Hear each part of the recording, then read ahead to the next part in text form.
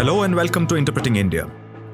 I'm Srinath Raghavan, and this is a podcast presented by Carnegie India. Every 2 weeks, we bring to you voices from India and around the world as we unpack the role of technology, the economy, and foreign policy in shaping India's relationship with the world. Speaking to chief ministers of the states earlier this year, Prime Minister Narendra Modi declared that he wanted India to become a $5 trillion economy by 2024. This vision was also reiterated by the Finance Minister, Nirmala Sitharaman, when she presented her first budget a couple of months ago. But the Indian economy is also undergoing a noticeable slowdown. Investment growth remains weak and consumer demand sluggish, with reports of significant job losses in the economy. All this has kicked off a debate among economists about whether the slowdown is cyclical or structural, or perhaps both, and how the government should respond to this situation. The larger global context isn't particularly supportive either. The US-China trade war has even escalated a notch in the past weeks and certainly shows no signs of abating. To discuss these issues with us today, I'm delighted to have with me Professor Indira Rajaraman. She's a member of the 13th Finance Commission, whose recommendations covered the years 2010 to 15. Earlier, from 1976 to 1994, Indira was on the economics faculty of the Indian Institute of Management, Bangalore.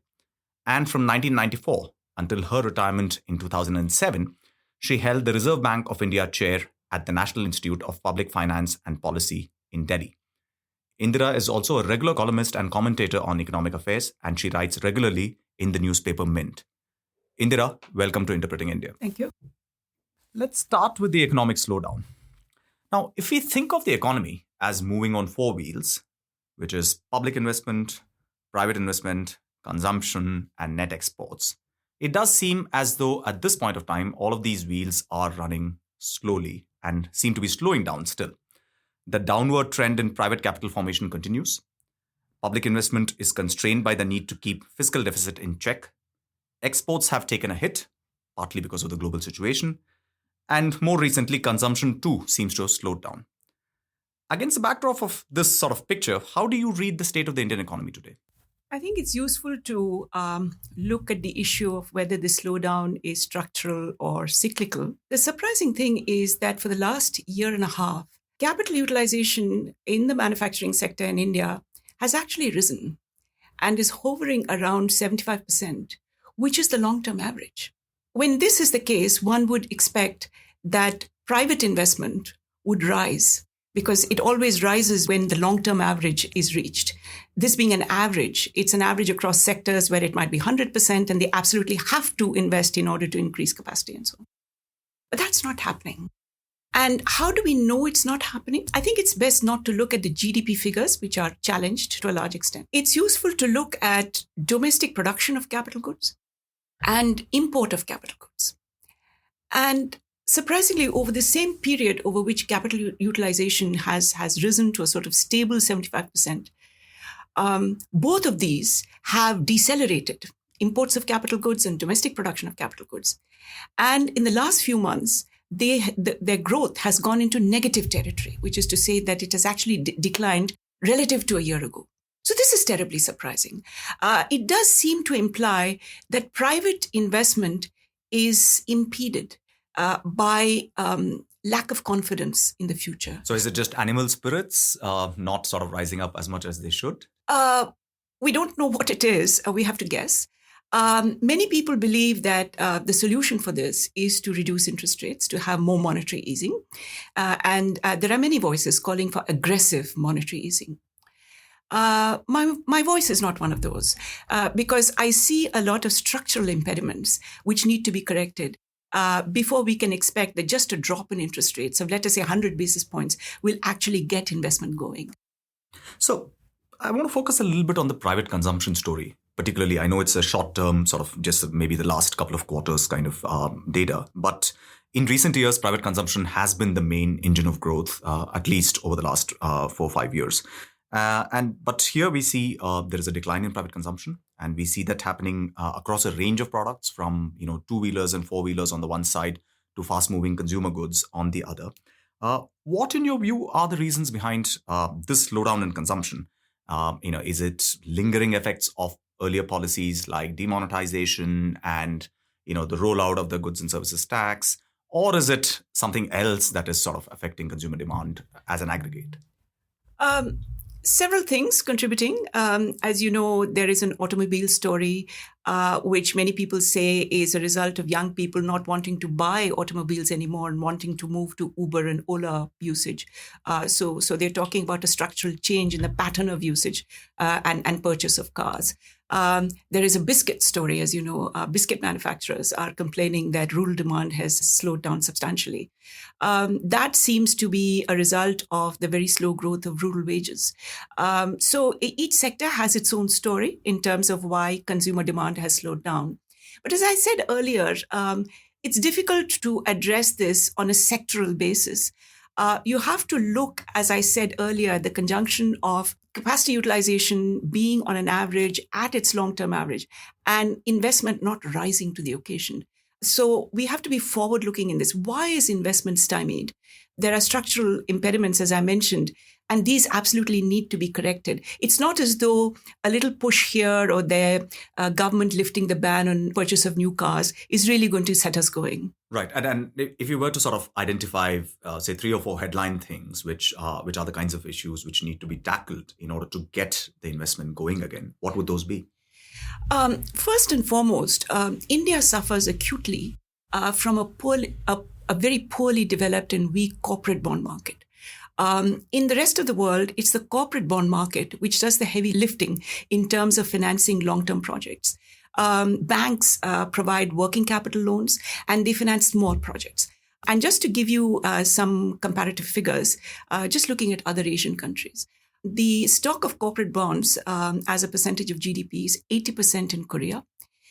It's in the neighborhood of 40% for Malaysia, Singapore, Hong Kong. It's at 5.5% in India. So it's a huge, huge gap. And unless this is addressed, unless what impedes the development of the corporate bond market is addressed meaningfully, we're just not going to get investment off in the kind of ways we want. And this is what we really want to do if we want to pull the economy out of the doldrums. We have to get large investment projects going. We have to let the multiplier generate the incomes with which biscuits and automobiles will be bought. So it's really the large infrastructure projects that we have to look at. And for that, the corporate bond market needs to be pulled out of its present somnolent condition. Right. And do you think there is a case to be made for thinking about development banks more broadly? I mean, the East Asian cases as well as older 19th century cases like Germany are good examples of state sort of supported development banks really bankrolling big infrastructure. Whereas at least in the last 15 years in India, we've tried this private-public partnership models, right? We had development banks. We had, ICICI and IDBI and so on, and they failed spectacularly. And that gets me to the second structural impediment in India, which is that because of our history, we have very poor capacity for risk assessment in this country. Remember that until we had the reforms in 1991, we had industrial licensing, and a project which had an industrial license was automatically funded. So the task of due diligence was being done within government by bureaucrats, essentially. And once they approved and gave a license, the project was funded. And even after 1991, unfortunately, we haven't been able to move away from that. We have a very, very limited pool of qualified professionals who can do risk assessment. And it is this limited pool which has to supply people both to banks for their due diligence departments as well as to credit rating agencies. And we have had spectacular credit rating failure in this country. There was in the US too in 2008, but that was, newly developed products which weren't understood and so on. But here's standard credit rating. For instance, in the IL&FS failure in November 2018, if you remember, it was the corporate bond market which saw the crash coming and credit rating agencies followed. So they should have been leading. So we have poor risk assessment capability. And it is a historical legacy from the time when, risk assessment didn't need to be done. It was done within government by bureaucrats. So to answer your question, I don't think development finance institutions are an answer because they too, if you remember, crashed very badly. Their NPAs were huge and they were bankrolled by the taxpayer. And finally, it was decided not to have those institutions. Right. So beyond corporate bond markets, what else do you think are the kinds of reforms the government should be looking at this point? A major reform, which has to originate within government itself, is the whole business of delayed payments by government. This has taken the form of a disease. What happened after the Fiscal Responsibility and Budget Management Act was enacted in 2003 was that fiscal responsibility was reduced to a matter of watching the fiscal deficit. And if the fiscal deficit threatened to go out of control or off target, what would be done is that payments would be delayed and rolled over into the next year. And as you know, once you do that, the next year is going to suffer.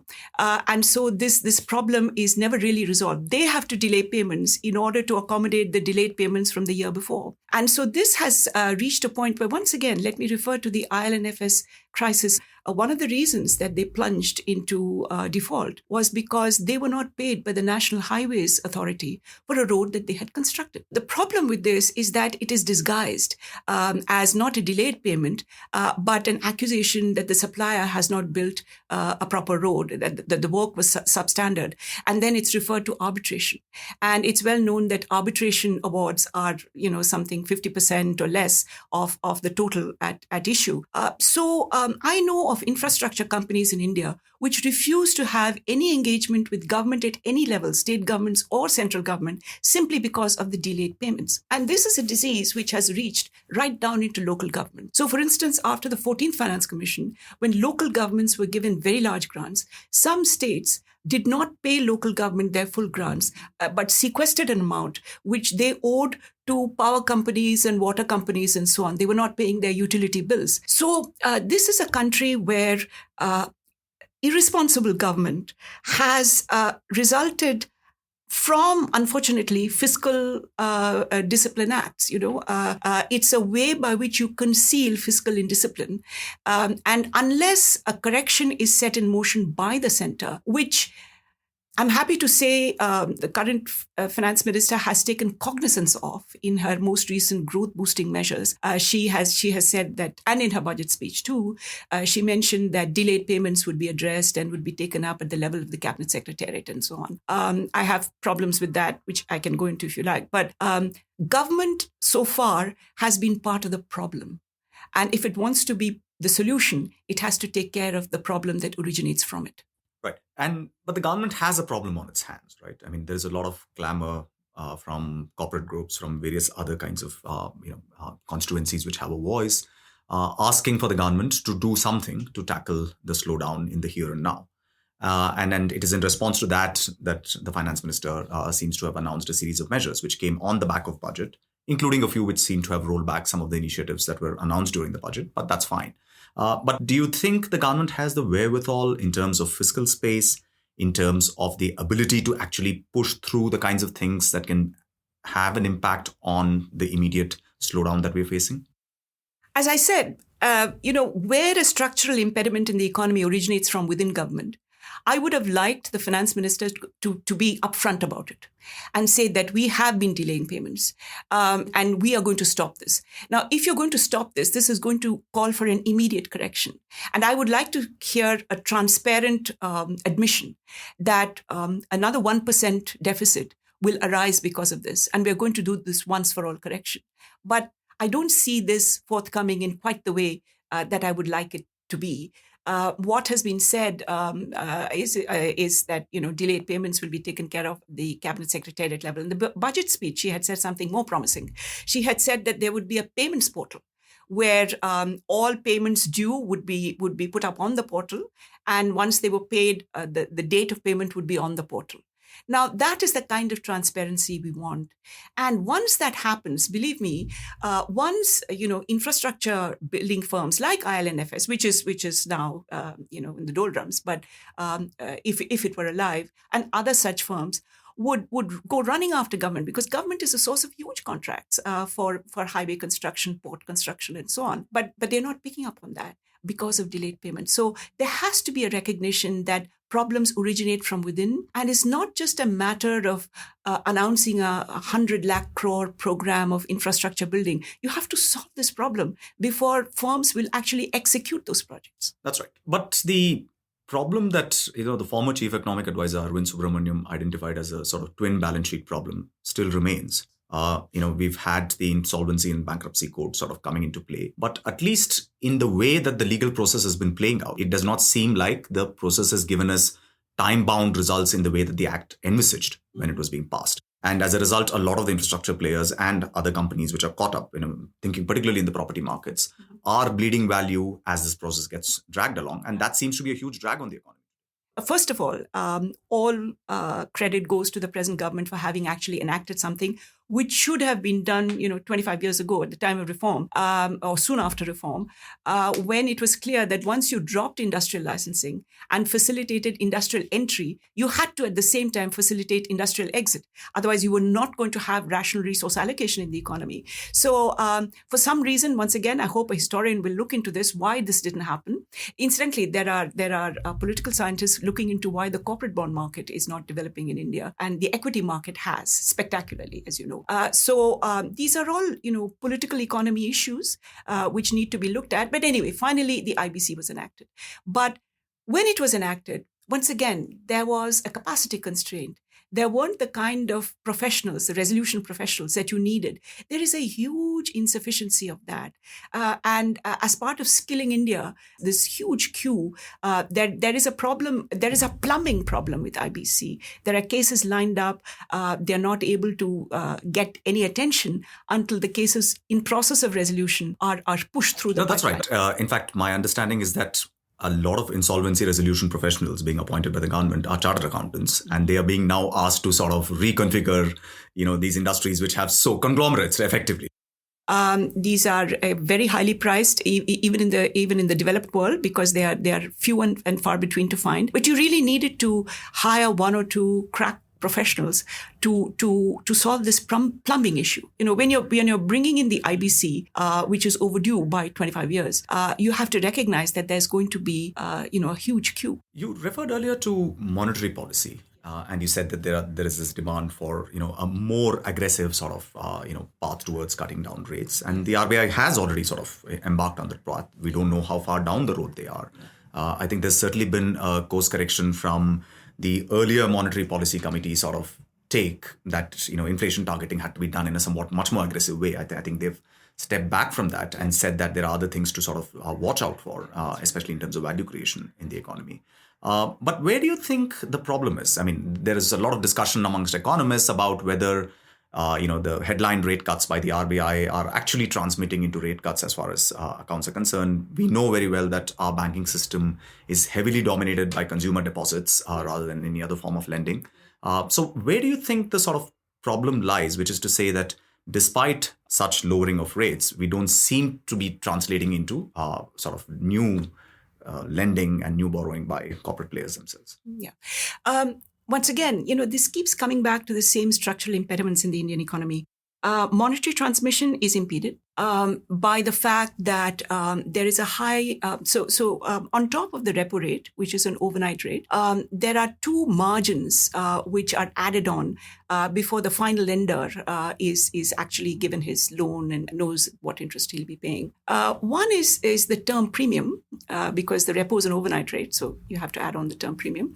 And there's also a credit premium, which is a function of the banking system's assessment of the credit worthiness of the borrower. Once again, this comes down to very poor risk assessment capability within banks. What happens is that banks are so ill-positioned in their ability to distinguish between borrowers in a nuanced way that they tend to set the credit premium very high, building in essentially a risk premium against default. They're not able to distinguish very carefully between borrowers. So they will just slap on a huge credit premium. He who can pay that high interest pays. He who falls by the wayside defaults. And the person who's paid is that what is earned from him is used to, set off the losses from the defaults. So there are structural problems in the financial sector in its ability to intermediate between the ultimate borrower and the ultimate lender. And for some reason, this problem has never been fully recognized for the problem that it is. And what has been attempted over the years has been to get very good finance professionals, like, for instance, Viral Acharya, into his post as deputy governor of the Reserve Bank, or for now the chief economic advisor. He's again a very good finance professional. But you don't need just those people at the top. You need to have a whole training program in order to equip banks in their task of risk assessment.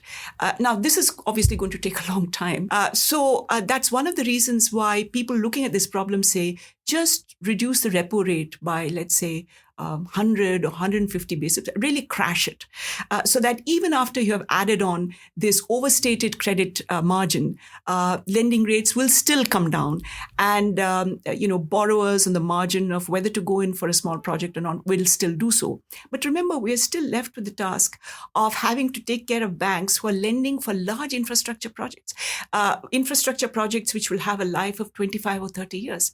And so banks are still being asked to do maturity transformation. So we have to get to the task of really repairing the corporate bond market with immediate attention.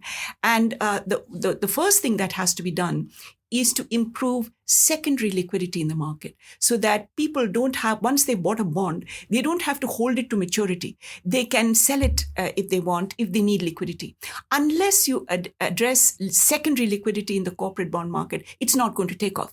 Unless you do that, you're not going to get monetary transmission, because it's the corporate bond market that has to do the heavy lifting in terms of getting infrastructure off.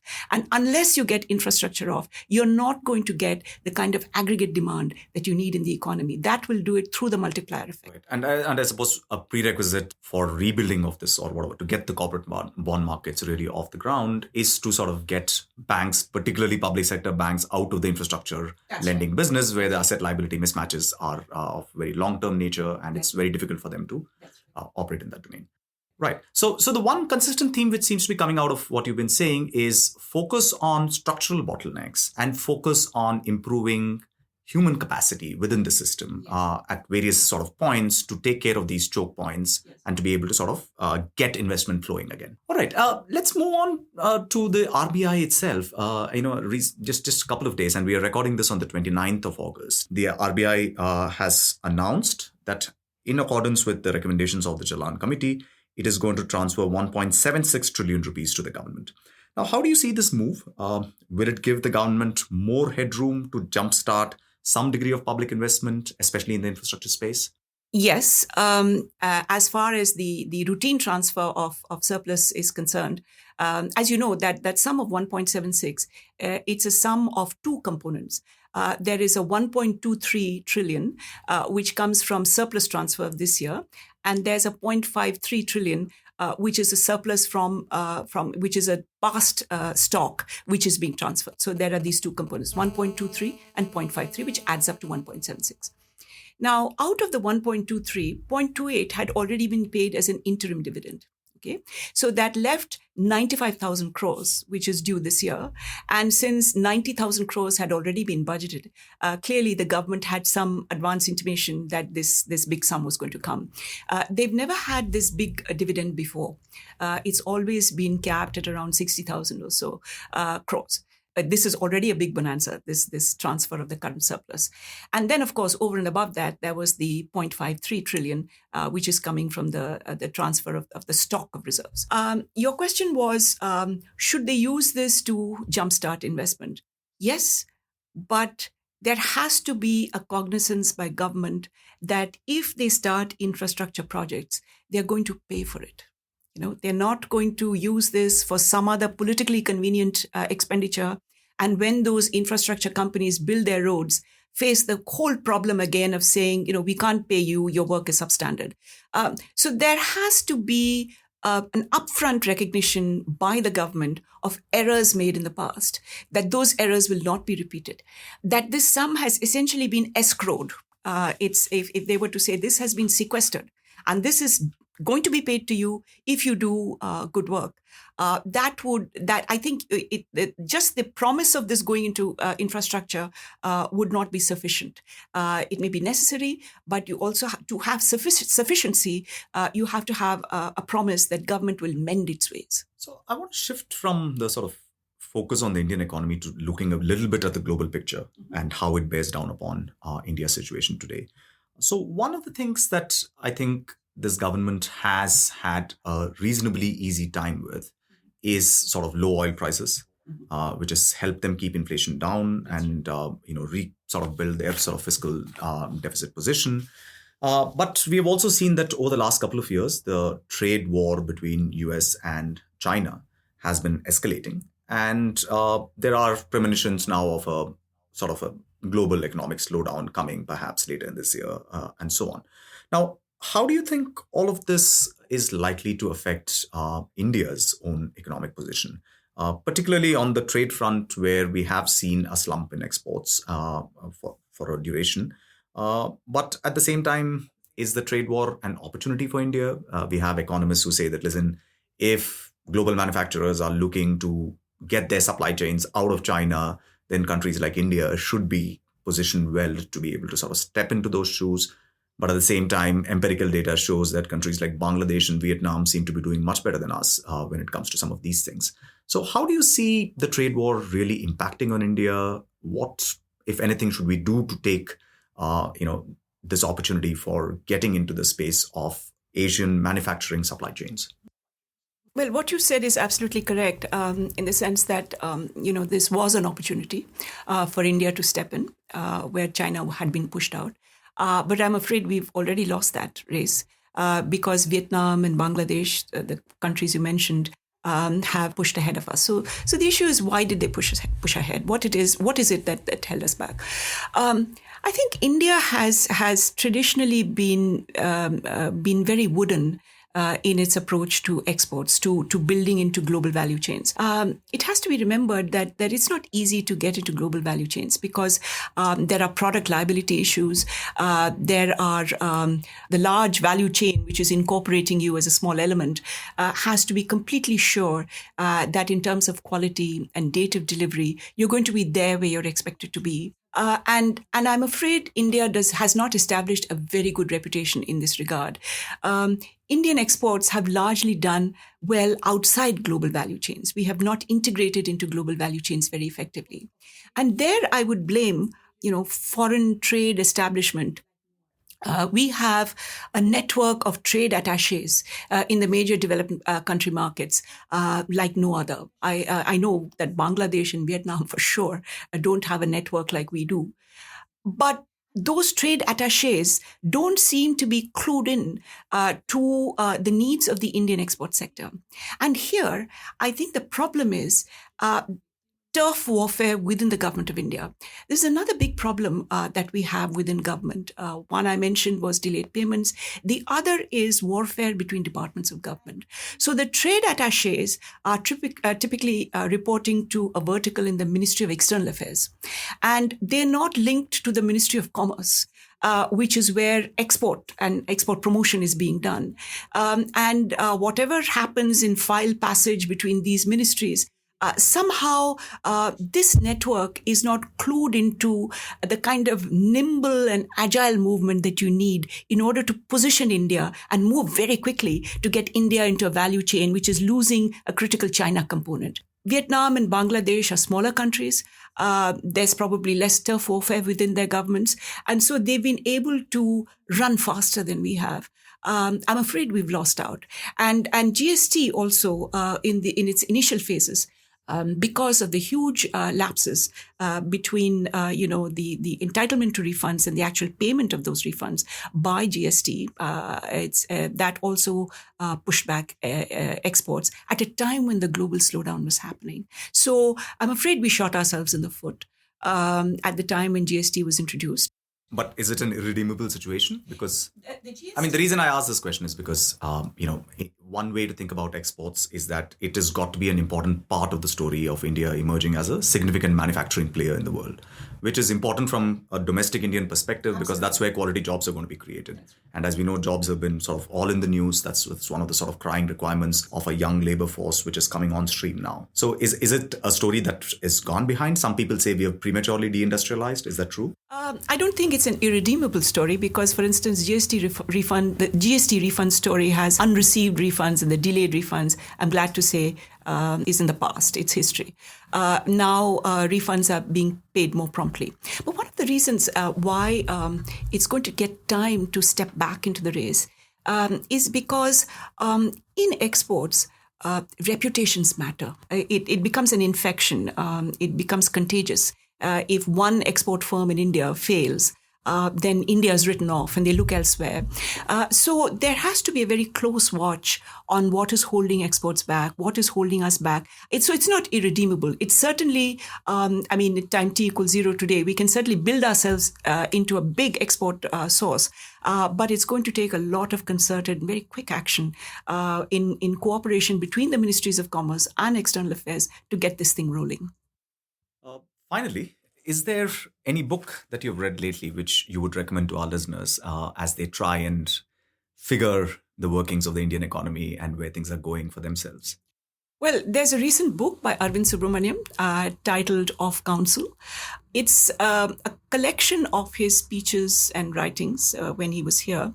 But it covers a number of at least two important events that occurred during his tenure. One was demonetization, and the other was the introduction of the GST. I had a lot of criticisms about the initial structure of the GST, and I'm happy to say that after the first 3 months, there were corrections set in, although the corrections happened in a slow dribble, and that in itself was a problem. But I think it is useful to see the writings and words of a very informed and intelligent official from within the system as it was happening, and to get some understanding of why it is that even if you have a very well-intentioned, very intelligent person in the machinery of government, somehow things don't work out the way we would like them to. Indira Rajaraman, thanks so much for joining us today and sharing your insights. Thank you.